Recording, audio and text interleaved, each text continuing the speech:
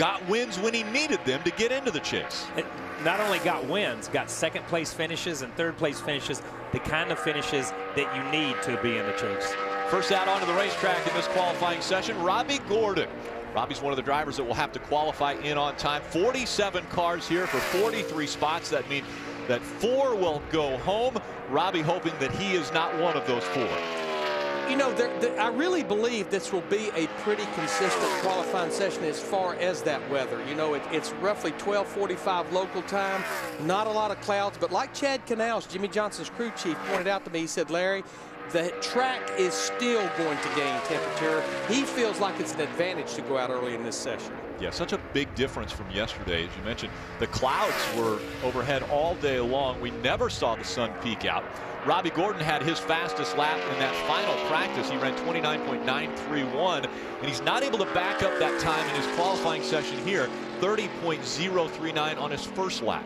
Seeing an awful lot of smoke out of that 7 car. I don't know if that was just the apron being dirty or what, but I think we'll see the go or go home drivers run 2 laps until they know they are locked in by running just 1 lap. I think our top 35 guys, it's one of those tracks in this kind of temperature that's just hard to run a faster second lap. Right as he crosses the stripe, you start to see a little bit of that smoke coming out. Normally that's when they shut it down. Yeah, it didn't come out the exhaust pipes. You know, it came out the back of the car, but I could certainly see where there would be a little bit of a concern. There's definitely something that's not right on this 7 car. NASCAR is going to make sure there's no fluid on the racetrack, so they're checking the racing surface to make sure that he didn't put any oil or water down on the track before the next qualifier. Mike Bliss goes out onto the track. Robbie Gordon.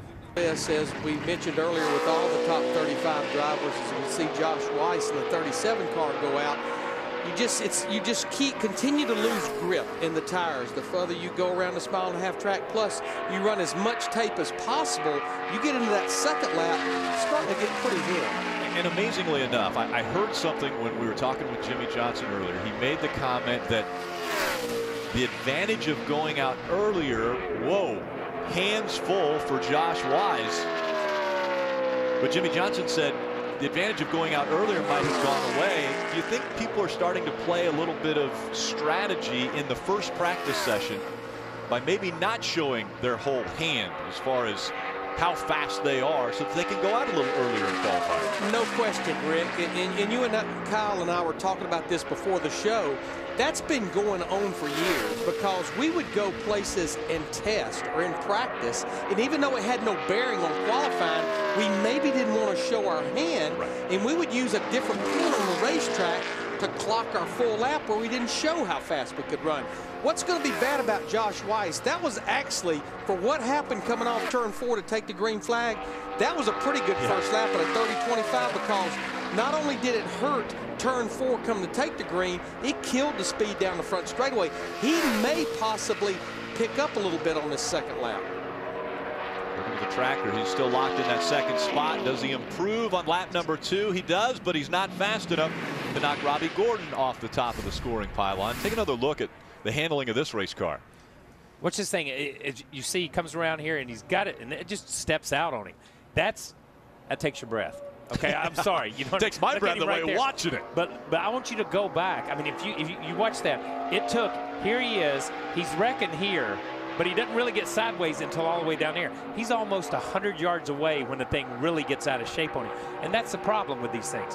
When they take off, you have to catch them, and sometimes you run out of room.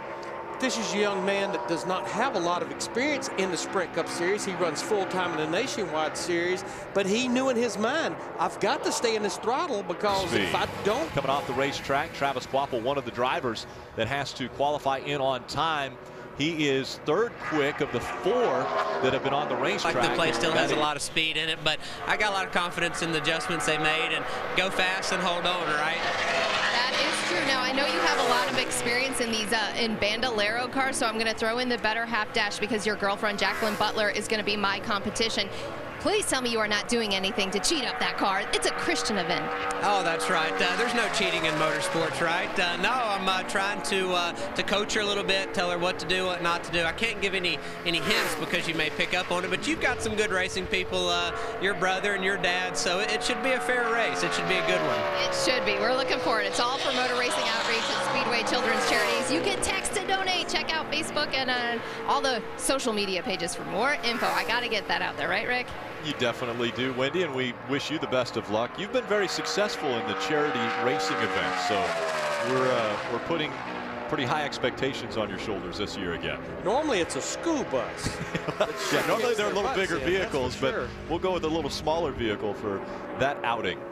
Mike Skinner coming off the racetrack, and he definitely will not be happy with that qualifying performance. 30.592. Take a look at the first lap. Yeah, I mean, these are ugly laps. That's why he didn't finish the second lap. You see all the way out next to the wall. He chased that thing, and 4 seems to be a problem. We heard Travis Quabble say, pretty good through 1 and 2. I was just way too loose through 3 and 4. Remember how Charlotte always gets 1 and 2? Yeah. Man, you get brave through 1 and 2. That thing sticks. You stuff it down in there, and then you go in 3, and the sun's been on it all day long, and there's no grip. And it appears that 3 and 4 is the problem. 3 consecutive top 10 finishes over the last 3 races. And it's got to be a disappointment, and I know that we've just started the chase, but this season compared to last season, where Denny Hamlin was up until the very last race the closest competitor that Jimmy Johnson has had in the last 5 years, they have really fallen off of the pace that they set a year ago. 8 wins in 2011, and they have 1 this year. That was the June Michigan race. Big difference from 2010 to 2011 as we see the 46 of Scott Speed now on the clock. Not looking bad, flirting with the top speed here as he rockets down the backstretch. Needs to beat a 30.136, which is what Josh Weiss in the 37 car ran, and I think he's going to maybe beat that time here on lap 1, so he hopefully will be able to shut it down. He will. 30 flat, so he's locked in on lap 1. He had a good 3 and 4. His car, we've seen guys fall off like we said before, but I mean, he got right back down on the bottom of the racetrack and picked up the throttle.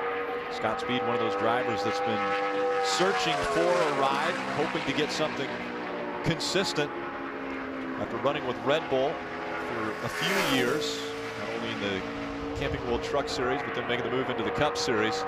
He's going to try it for another lap, try to improve, but actually slows down just over 1/10 of a second on lap number 2. His first lap will be his lap of record, and it is second quick of the 9 that have been on the racetrack. But again, he locks himself into the race tomorrow. Bob, and it's a long race, 267 laps, 400 miles for the Geico 400. But I think the fear, talking to a lot of the drivers and a lot of the crew chiefs, is they know this race has a way of having long green runs, not getting a lot of cautions, not getting a lot of opportunities to adjust on your race car. I think that's the one concern they have. Joe Nemechek now on the clock. Lap number 1 for Joe as he comes out of turn number 4. Also looking as though he was able to negotiate 3 and 4 fairly clean. Goes 3rd quick for Joe Nemechek, 30.016. So pretty good first lap for Nemechek. Yeah, he's locked in on that first lap. Joe's been a go or go homer all year long, but he has qualified for every single event in 2011. And there you hear the crew chief, you're in, down the back straightaway, he immediately shuts it down. Wendy Venturini, you're surrounded by greatness down there, I believe. Yes, absolutely. Welcome back. Michael McDowell coming off the racetrack. He had to qualify in on time and did that. 29.990, fastest of the go or go homers.